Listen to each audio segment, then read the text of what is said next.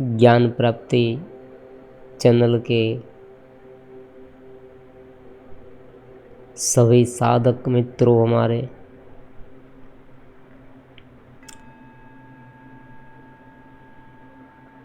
एक अंडरस्टैंडिंग उनमें मजबूत हो, ध्यान घट पाए।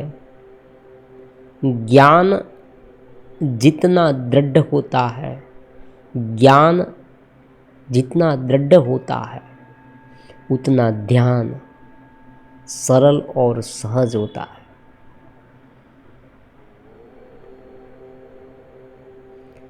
केवल बात को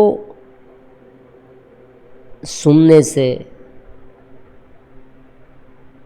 समझने से काम नहीं चलेगा, उसे मानना पड़ेगा और उनके अनुसार बर्ताव करना पड़ेगा।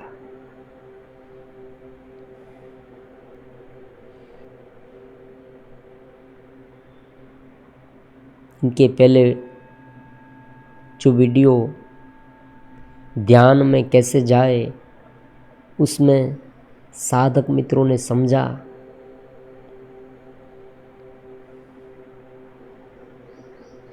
कि स्थूल, सूक्ष्म और चेतना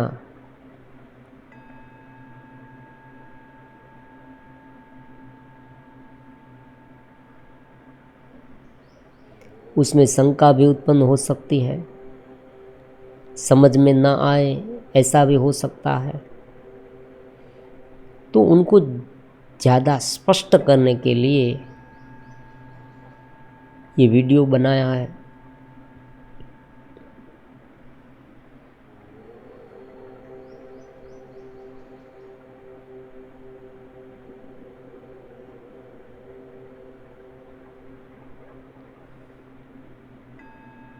शुरुआत में आप ध्यान करने बैठते हैं, तब मन की विह्वलता, बेचैनी, इधर उधर का भटकाव, ये सब रहता है। दोनों साथ रहते हैं। ध्यान करते हैं, ध्यान भी रहता है और ये भी रहता है। उनमें आपका जो कंट्रोल है ना, वो पूरी तरह से नहीं है। इसलिए इधर उधर का भटकाव ज़्यादा होता है। कभी ऐसा भी होता है कि ध्यान करने बैठे और मन कहीं और ऐसी जगह पर चला गया और हम ध्यान करना ही भूल गए। तो ये जब जो सारी स्थितियां है, वो सारी स्थिति स्थूल ध्यान है। ध्यान करने तो बैठे लेकिन गहराई प्राप्त नहीं हुई। ध्यान करने बैठे हैं लेकिन गहराई प्राप्त नहीं हुई।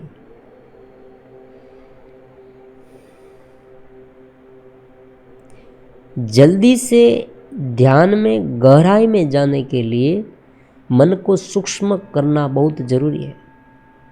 और मन सूक्ष्म करने का रामबाण इलाज प्राणायाम है।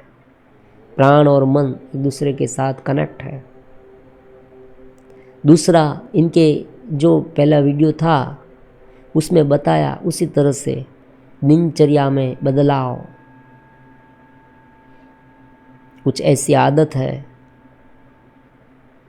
गुड हैबिट्स, जो हमें ज़्यादा बेचैन ना करे। इन शॉर्ट,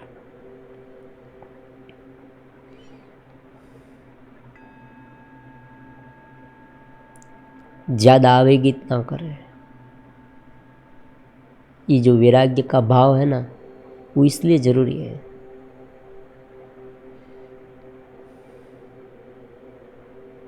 जितनी आसक्ति कोई एक वस्तु पर, विषय पर ज़्यादा, वहाँ मन ज़्यादा जाए।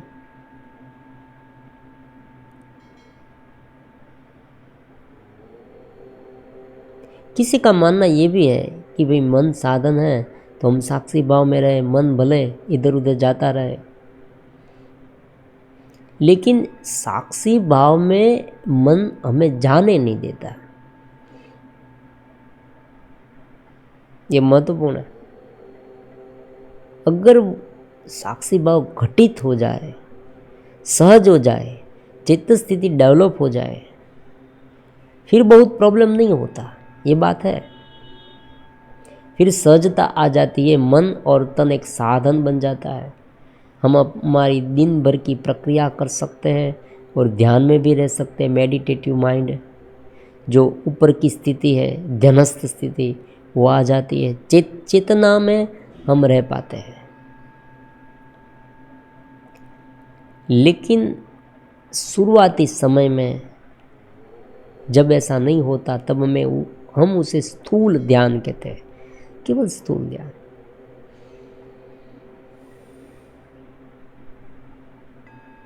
कोई व्यक्ति एक मंत्र जाप ले ले, मान लीजिए ओम मंत्र का जाप है, वो इस तरह से ओम ओम ओम करे, ये स्थूल ध्यान है। आंखें बंद है लेकिन ओम ओम करे, मन थोड़ा बहुत इधर उधर भटकता है, फिर वहाँ से वापस लाए, ओम ओम ओम ओम, इस तरह से करे।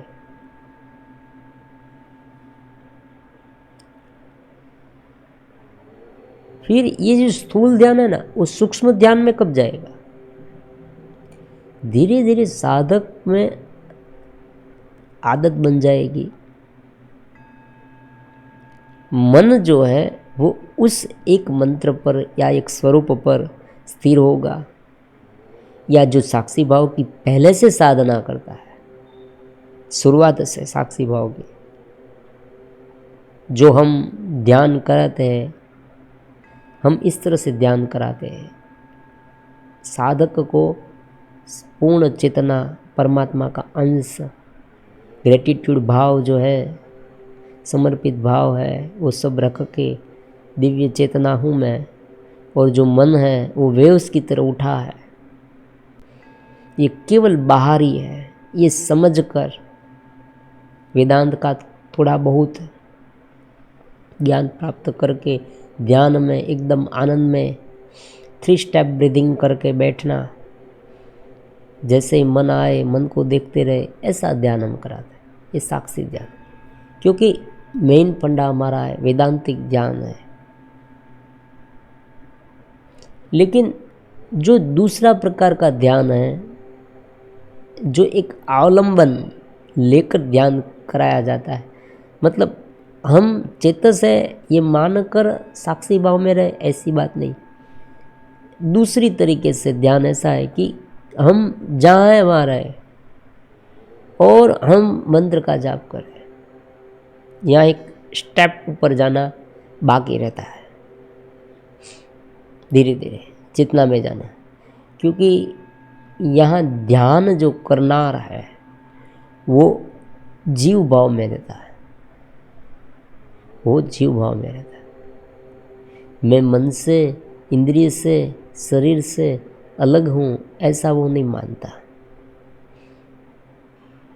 वो अपने इस स्वरूप को पकड़ रखता है और ध्यान करता है। तो चेतस ध्यान नहीं, चेतस ध्यान धीरे धीरे उनसे भी डेवलप होता है, ऐसी बात नहीं कि वहाँ चेतस ध्यान डेवलप नहीं होता, वहाँ होता है, लेकिन थोड़ी देर लगती है। धीरे धीरे वो स्थूल में से सूक्ष्म में जाएगा और सूक्ष्म में से चेतस में जाएगा। अब स्थूल ध्यान कैसे किसे कहते हैं वो फिर से बता देते हैं, फिर सूक्ष्म के बारे में बात करते हैं। तो कोई एक मंत्र है, कोई स्वरूप है, कोई एक जगह है।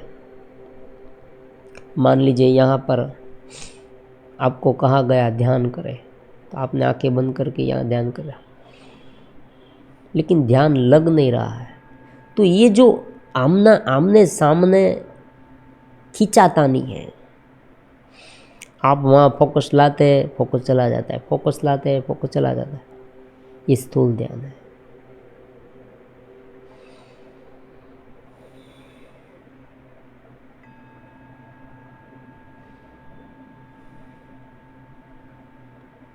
अब धीरे धीरे साधक जो है ना वो प्रबुद्ध होता जाता है, लंबे समय तक ध्यान करता है इस तरह से। अगर देखो ध्यान की गहराई में जाना है तो ध्यान को समर्पित भाव से करना पड़ेगा, आगे बढ़ने के लिए करना पड़ेगा, वरना केवल करने के खातर करेंगे कि भी करना है और रोज बैठेंगे नाम स्मरण करेंगे, ये काम पूरा हो गया और चल पड़े, चलो ये करना है, एक यंत्रवत क्रिया है। हमने एक नियम लिया है कि हर रोज़ सुबह 3-4 माला जप ले, खेल ख़त्म, तुम अपने रास्ते हम अपने रास्ते। फिर जो मन को इधर उधर भटकाते रहे, ये सब करते रहे, ऐसी बात नहीं। आपको एक एम के साथ, एक संकल्प के साथ कि भाई मैं धीरे धीरे मुझे यहाँ प्रोग्रेस करनी है, धीरे धीरे ऊपर उठना है, तो एक एक दिन में आपकी प्रगति बढ़ती जाएगी। यह ऐसी बात नहीं है, मैंने तो ऐसे भी साधक देखे जो 15-15 साल तक कोई एक मंत्र जपते हैं लेकिन अभी तक वो ऊपर नहीं उठ पाए। क्यों? क्योंकि इसमें ऐसी बात नहीं कि मंत्र जाप से कोई नहीं उठ पाता है, उसने उन पर ध्यान ही नहीं दिया, केवल करने के खातर वो ध्यान करते हैं। करने के लिए ये करना पड़ता है, एक ट्रेडिशन, एक विधि है। एक गुरु माना आपने कि ये हमारा गुरु है, तो गुरु ने बता दिया कि ये मंत्र जाप करो, तो हम ये मंत्र जाप करते हैं, बस खेल ख़त्म। अब हम अपने रास्ते, मंत्र अपने रास्ते, गुरु अपने रास्ते, अलग अलग रास्ता पकड़ लिया, अपना काम करते रहते हैं।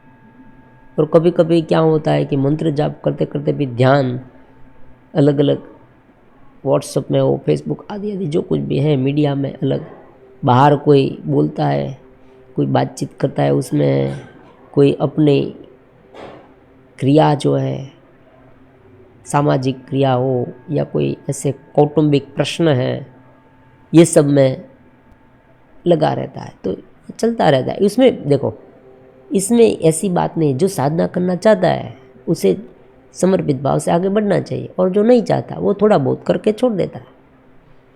बात इसमें कोई गलत भी नहीं है और ऐसी किसी की निंदा करने की बात भी नहीं है, लेकिन जिसे आगे बढ़ना है वो इनसे अटकता नहीं, वो सूक्ष्मतर पर जाए। अब सूक्ष्मतर पर क्या है? सूक्ष्मतर पर एक ही बात है कि मन जो आपका अलग अलग विषयों में जाता था वो अब एकाग्र हो गया, निरुद्ध होते जाता है। बिखरी हुई जो शक्ति थी चेतना की अलग अलग विषयों में, बहुत सारे, आप एक बार नोट और पेन निकाल कर लिस्ट बनाए तो आपको पता चलेगा। यहाँ हम एक थोड़ा ट्राई करते हैं। देखो, आँख से आप देखते हैं तो देखना, कान से सुनते हैं तो सुनना, ज़बान से बोलते हैं, अलग अलग क्रियाएं देख लेते हैं। तो ये सारे इम्पल्स 5 ज्ञानेंद्रिया के तो हो गए। फिर मन से कुछ अलग अलग प्रकार की दृश्य जो सोच रहे हैं वो हो गया। फिर जो फीलिंग्स मन में आती है, ईर्ष्या का, निंदा का, क्रोध का, भय का, तृष्णा का, वासना का, अश्लीलता का, इससे कितने सारे भाव हैं, वो सब बातें ये हो गया। तो कुल मिला के मन में तो बहुत उत्पात है। उसमें से भी कोई एक वस्तु पर, कोई एक विचार पर टिक गए, वहाँ से हटना चाहते हैं लेकिन हट नहीं पाते। हमारे मन को इतनी पीड़ा होती है, कभी कभी तो मैंने ऐसा भी देखा है साधक में कि वो इतना पीड़ित होते हैं लेकिन छोड़ नहीं सकते उस विचार को। वो विचार उसे खरुदता है, जैसे किसी को घाव हुआ है, वहाँ ब्लीडिंग होती है, तो कोई व्यक्ति उसे खुरदे तो कितना दर्द होता है, ऐसा होता है, ऐसा दर्द होता है। फिर भी वो मन वहाँ ही डिगिंग करता रहता है, ट्रिगर होता रहता है उस विषय पर। भय हो, चिंता हो, एक ही बात बार बार सोचता रहता है, अरे मैंने ऐसा किया, अरे मैंने ऐसा किया, अरे मैंने ऐसा किया, अरे मैंने ऐसे किया, ऐसा न किया होता तो अच्छा होता, ऐसा न किया होता तो अच्छा होता। तो जब आप ध्यान करने बैठे तब अगर आप ये सब भूल जाते हैं ना और आप मंत्र में लीन हो जाते हैं और आपको आनंद मिलने लगता है, तो आप समझ ले आप सूक्ष्म में चले गए। ऐसी स्थिति आती है। साधक ऐसा भी हमें बताते हैं कि भाई अब हम थोड़ा स्थिर होने लगे, लेकिन अभी भी एक प्रश्न है गुरुदेव, क्या कि भाई जब हम ध्यान करते हैं तब हमें अच्छा महसूस होता है, लेकिन पूरे दिन फिर से हम दुख में आ जाते हैं। ये दूसरी स्थिति है। आपने पहला पड़ाव पार कर लिया। पहले पड़ाव में तो ऐसा था कि ध्यान लगता ही नहीं था। आप इतना तो आगे बढ़े, कुछ बात नहीं, चलो ध्यान के समय तो आप ध्यान कर पाते हैं ना। हाँ, ये मैं कर पाता हूँ। सुबह के समय पर जैसे ही मंत्र जाप करूँ मुझे आनंद आने लगता है, मैं दूसरे विचारों को भूल जाता हूँ, उनमें एकाग्र होने लगता हूँ। अब मैं कभी कभी तो समय का भान भी भूल जाता हूँ कि कब बैठा था ध्यान करने, वो भूल जाता हूँ, इतना एकाग्र हो जाता हूँ। मज़ा आने लगती है। अब तो थोड़ी थोड़ी ठंडी ठंडी हवा, देखो ठंडी हवा यहाँ यहाँ गर्दन के आसपास है, ये बगल में है, ये पीछे, चारों ओर आपको एकदम ठंडी ठंडा एहसास होने लगेगा। एकदम हल्का फुल्का आप महसूस करने लगेंगे, क्योंकि अलग अलग वृत्तियों में से मन हटा है। तो मन वास्तव में चेतना का ही भाग है। ये बहुत ही रहस्यमय बात है। मन हटाओ, मन हटाओ, मन हटाओ, बार बार हम लोग कहते रहते हैं मन को शून्य करो। वास्तव में मन भी चेतना का भाग है, लेकिन इधर उधर बिखरा हुआ है। फिर वो एक ऐसे ध्येय पर आपने एक मंत्र पर लगा दिया, परमात्मा के स्वरूप पर या कोई पॉइंट पर, तो धीरे धीरे वो एकदम शांत होकर एक रूप होता है। तो चेतना के करीब आने लगता है, थोड़ी थोड़ी चेतना उसे मिलने लगती है, कांटेक्ट बन जाता है। परमात्मा अनंत शक्तिमान है, उसमें से थोड़ा थोड़ा कांटेक्ट हमारा बन जाए ना, तो भी हम इतने आनंदित हो जाते हैं। मैंने देखा है कभी कभी कोई साधक है, थोड़ा बहुत ध्यान सिद्ध हुआ तो वो इतने आनंदित हो जाते हैं, दूसरे लोगों को सिखाने लगते हैं। बहुत अच्छी बात है, वो बहुत आनंदित हो जाते हैं।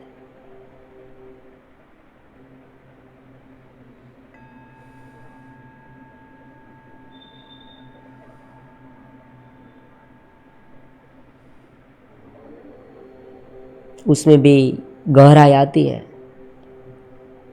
मंत्र जाप करते हैं तब आप जबान से नहीं मन से मंत्र जाप करने लगते हैं।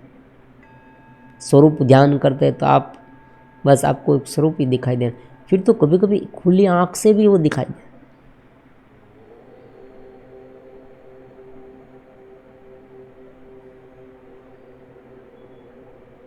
दूसरी पद्धति है। अब आप थोड़ा ठहरे, उसमें ठहर पाए,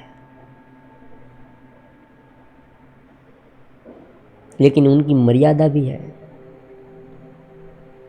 उनकी मर्यादा ये है कि सुबह पर ध्यान होता है, फिर पूरे दिन उद्विग्न रहते हैं, ये हो जाता है। और कभी कभी ऐसा भी होता है कि हम कोई एक ऐसे विषय में एकाग्र हो जाते हैं, कोई एक ऐसे विषय में एकाग्र हो जाता है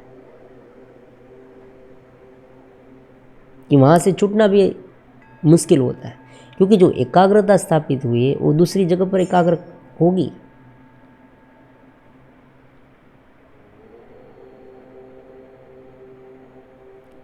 फिर धीरे धीरे चित्त स्थिति आती है। चित्त स्थिति में क्या है, आप एकदम शांत बैठ गए ध्यान करने, ध्यान को भी भूल जाए, एकदम चेतना में लीन हो जाए, साक्षी भाव में लीन हो जाए। जो ध्यान करना है, जो ध्यान हम करते हैं,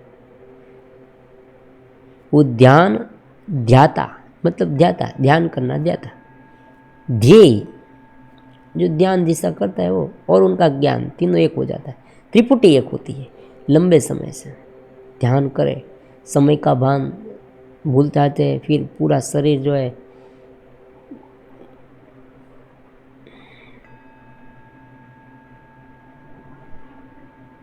पूरी चेतना में एकरूप हो जाते हैं, एकाकार हो जाते हैं, वो चेतस ध्यान है। ये तीसरी स्थिति है। अब इस तीनों स्थिति में अलग अलग प्रकार के बहुत अनुभव होते हैं। किसी को नाद सुनाई देना, कल के वीडियो में हमने देखा था, अलग अलग प्रकार के अनुभव होते रहते हैं। अब जो मूल बात है वो समझाना है आज, ये है चेतस ध्यान जो है उनकी थोड़ी लाक्षणिकता समझा दें, उनकी गहनता पर बात करें। चेतस ध्यान है वो एक अनोखी एडवांस पद्धति है और प्राचीन पद्धति है। यहाँ पर ऐसा है कि आप मन को साधन माने, इंद्रिय को साधन माने, शरीर को साधन माने, आप उनके मालिक हैं। आप चेतना है, आप जीवन है, लाइफ फोर्स है, आप स्वयं, ये सब आपके लिए, आप उनका उपयोग कर रहे हैं। आपको उपयोग नहीं करना, वो भले पड़ा रहे, वो आपके मालिक नहीं, आप उनके मालिक हैं। ऐसा पहले माने, शब्द से सब कुछ समझ लें, फिर शांति से बैठे और मन जो जो चिंतन करने जैसे ही जाए, एक समझ ले कि ये मन कर रहा है, मैं नहीं कर रहा हूँ, फिर उनको देख रहे हैं। अब इनसे क्या होगा, फायदा क्या है? फायदा ये है कि पूरे दिन आप ध्यान में रह पाएंगे, ये एक फायदा है। पहले में क्या नुकसान था, पहले में क्या तकलीफ थी? नुकसान ही, देखो तकलीफ थोड़ी बहुत, तकलीफ ये थी कि जब आप ध्यान करते थे तभी आपको आनंद मिलता था, और पूरे दिन केवल मन से ध्यान करेंगे या मुंह जबान से बोलेंगे तो काम कैसे करेंगे, ये प्रॉब्लम हुआ। मान लीजिए आपको एक लेटर टाइप करना है और उस समय आप ओम ओम ओम ओम ओम ओम ओम ओम ओम करते रहेंगे तो कैसे काम होगा?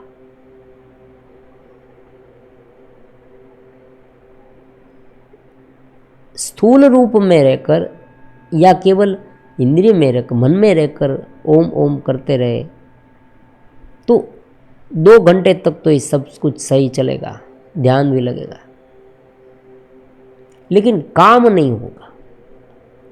इसलिए जिस लोगों को जगत में रहना है, उस लोगों को, वो लोगों के लिए चित्त स्थिति बहुत जरूरी है, मेडिटेटिव स्थिति। ध्यान में रह सकते और काम कर सकते, क्योंकि करने वाला मन है, हम हैं, हम मन के पास कराते हैं, हम उनसे अलग है, हम हमारे स्वरूप में रहे। उनका फायदा पूरे दिन सहज रूप से। हाँ, एक बात है, एक बात मैं कन्फेस करता हूँ कि ऐसी बात नहीं है, कभी कभी उद्विग्नता भी हो गया आप मन के स्तर पर, लेकिन तुरंत आप समझ जाएंगे कि ये मन है। उद्विग्न कौन होता है? मन होता है। ये प्रयास जितना गाढ़ा होगा उतना ये सब कम होता जाएगा, फिर सहज व्यवहारिक सत्ता जो है काम करते